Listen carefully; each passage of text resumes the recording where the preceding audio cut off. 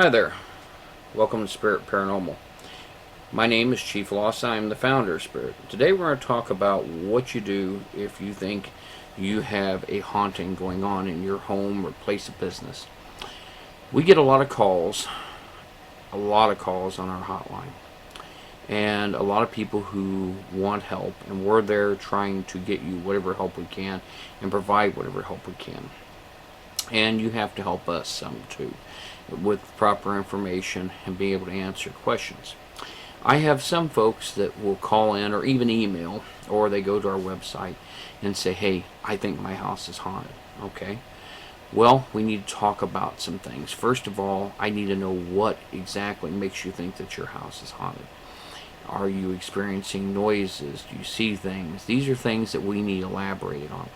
And we're going to ask you, if you simply email or call and say, hey, my house is haunted, we're going to ask you to go to the website and fill out our form, which has specific questions on what you may or may not be seeing. And we're going to ask you to relate these to us and let us know what you think that may be going on in your location. Number two, and one of the most important ones, we're going to want to know, do you own that location or are you renting there? Now there's a problem, and this is what we get into a lot. And if you refer to one of our video questions on, liability and the paranormal, we don't investigate any site without permission of the owner.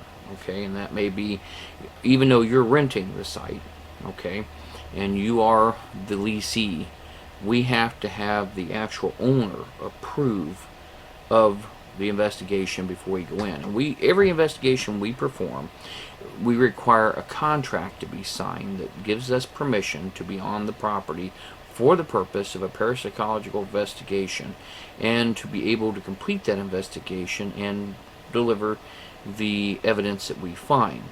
Now, having said that, all of our investigations are completely private. We have a client provider privilege, no different than a lawyer does or a doctor. We are not allowed to give out any information without your expressed permission in written form. And we do have releases where we may ask you to post a picture or something we found, that we won't elaborate to the address or location unless you want that, but we'll put it on our website if you sign the release.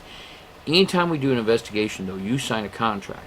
You sign a contract that says we're allowed to be there. That way, if in the middle of the night, and this happens from time to time, in the middle of the night, someone calls and says the lights are out and there's a funny vehicle in front of this house and there's flashlights all over the place, and then when the police show up, there's nothing funner than being a paranormal investigator and explaining to the officer, who's now rolled out at 2 in the morning, that you're there locating spirits.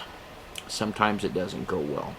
So what we like to do, we would like to turn around and get a contract signed. We ask that you tell your neighbors that we're going to be in there so they don't panic, so the people around are aware of the fact that we're conducting the investigation. Don't call the police, and that way they know there's going to be people in there very late at night.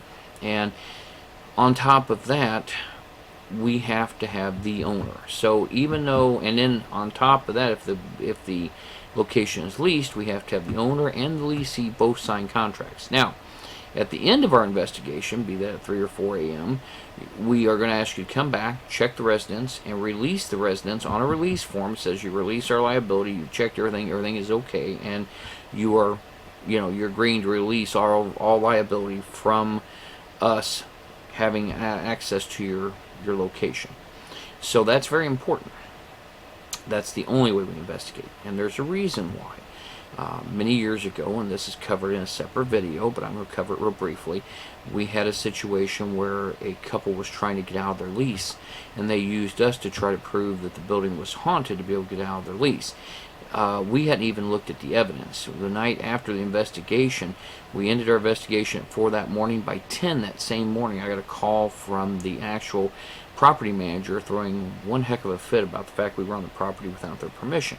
Now, were we in any trouble? No. We were legally allowed to because the leasee signed the contract, and there was nothing specifically in their lease that said they couldn't do that. So we were able to do that. But just as precaution, We will not do that unless you get the landlord's approval. So when you call and we go over this, don't be angry. You have to understand this is a liability issue.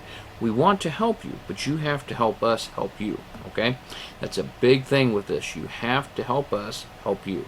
The other thing is you have to make accommodations for us to do an investigation if an investigation is warranted.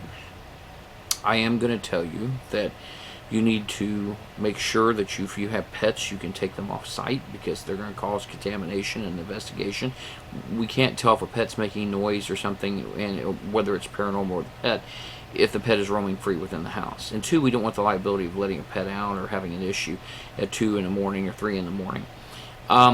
When you call, you need to have and be willing to discuss what's going on at your location. If you're not willing to tell me why your house is haunted and you don't want to discuss it, then I can't help you and my team can't help you.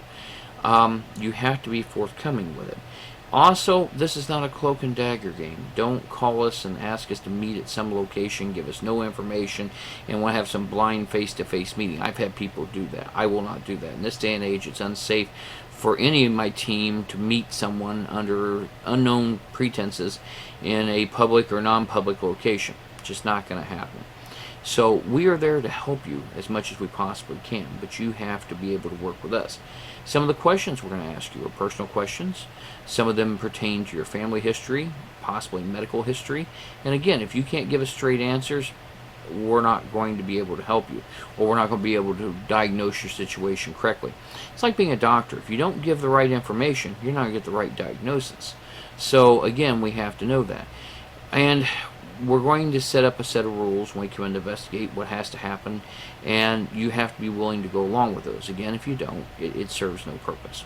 So, having said all that, you now know your situation, you know where we're at in the process, and where we need you to be in the process.